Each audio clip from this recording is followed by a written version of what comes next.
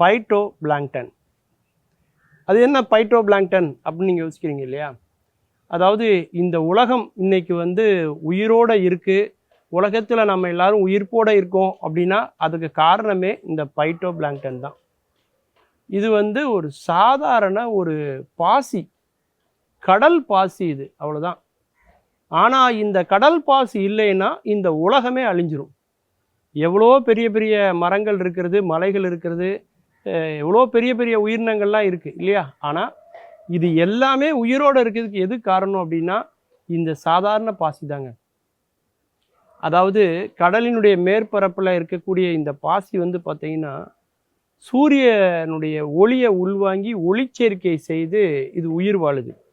இந்த phyto plankton சொல்லக்கூடிய இந்த கடல் பாசி இது என்ன செய்யுது அப்படின்னா, மண்ணுக்கு மேலே மரங்கள் வந்து காற்றுல உள்ள அந்த கரியமில வாயுன்னு சொல்லக்கூடிய அந்த கார்பன் டை ஆக்சைடை உள்ளிழுத்து கொண்டு நாம் சுவாசிப்பதற்கு தேவையான அந்த உயிர்வெளி காற்றுன்னு சொல்லக்கூடிய ஆக்சிஜனை வெளியிடுது இல்லையா?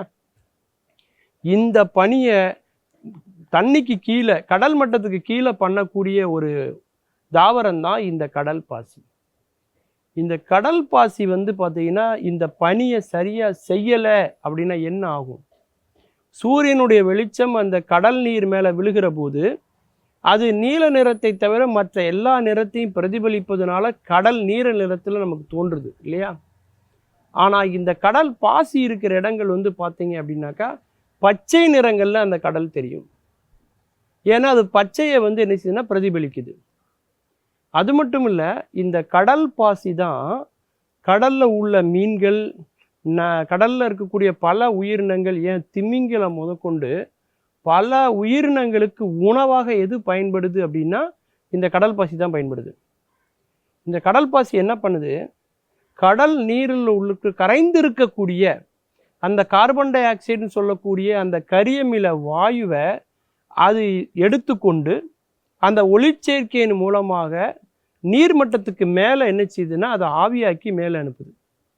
கடலில் கார்பன் டை ஆக்சைடுடைய அளவு கணிசமான அளவில் கட்டுப்படுத்தப்படுகிறது, மட்டுப்படுத்தப்படுகிறது என்றால் அதற்கு காரணம் இந்த பைட்டோ பிளாங்டன் சொல்லக்கூடிய இந்த பாசி தான்.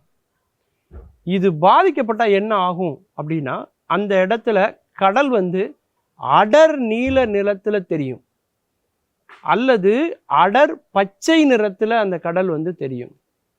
இது பாதிக்கப்பட்டிருக்கு அப்படின்னா என்ன ஆகும்னா, இதை உணவாக சாப்பிடக்கூடிய கடல்வாழ் உயிரினங்கள் எல்லாமே பாதிக்கப்படும். கடலினுடைய அந்த உணவு சங்கிலி என்பது அறுபட்டுவிடும். இதனால் என்ன ஆகும்னா, கடலில் உள்ள உயிரினங்கள் அனைத்துமே ஒரே நேரத்தில் இறந்து போவதற்கான வாய்ப்பு உண்டு. அப்படி கடலே வந்து பார்த்தீங்கன்னா ஒரு கல்லறையாக மாறுகிற போது அது இயற்கையினுடைய மற்ற ஈகோசிஸ்டம்னு சொல்லக்கூடிய அந்த உயிர் சூழலை வந்து முழுவதுமாக அது வந்து மாற்றிவிடும். அதன் பிறகு இந்த பூமியை மட்டுமல்ல, இந்த உலகமே வந்து மனிதர்கள் வாழ்வதற்கு உகந்ததாக அது வந்து இல்லாமல் போயிடும். அப்பேற்பட்ட பேர் ஆபத்திலிருந்து இந்த உலகத்தை நாள்தோறும் காப்பாற்றி கொண்டிருப்பது எது என்று சொன்னால் இந்த பைட்டோ பிளாங்டன் என்று சொல்லக்கூடிய இந்த கடற்பாசிகள். இன்றைக்கு அது வந்து பார்த்தீங்கன்னா கடலினுடைய மேற்பரப்பில் பல இடங்களில் இந்த பாசிகளை வந்து நீங்கள் வந்து பார்த்துருக்கலாம்.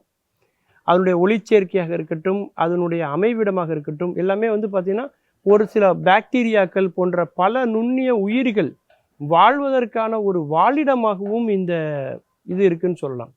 பவளப்பாறைகள் எப்படி வந்து கார்பன் டை ஆக்சைடுடைய அளவை கட்டுப்படுத்துவதற்கு பயன்படுகிறதோ அதை விட பல மடங்கான பணியை வந்து இந்த பைட்டோ பிளாங்டன் சொல்லக்கூடிய இந்த பாசிகள் வந்து செய்து கொண்டு இருக்கிறது. இந்த பாசிகள் வந்து பார்த்திங்கன்னா கொத்து கொத்தாக இருக்கிறதையும் நீங்கள் பார்க்கலாம். அதே நேரத்தில் கடலினுடைய மேல் பரப்பு முழுக்க ஒரு குறிப்பிட்ட இடங்களில் பார்த்திங்கன்னா அடர்த்தியாகவே இந்த பாசிகள் படர்ந்து இருப்பதையும் நீங்கள் வந்து பார்க்கலாம். அப்படி தொடர்ந்து வளர்ந்து கொண்டே இருக்கக்கூடிய ஒரு தாவரம் அப்படின்னு சொல்லி இந்த பைட்டோ பிளாங்டனை நம்ம சொல்லுவோம்.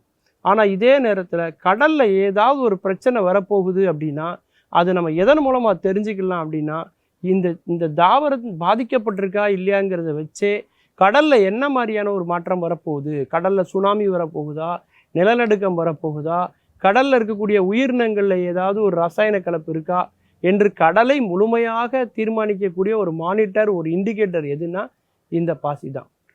மீண்டும் பல புதிய தகவல்களோடு, அதில் அறியப்படாத பக்கங்களோடு உங்களை சந்திக்கிறேன். நன்றி, வணக்கம்.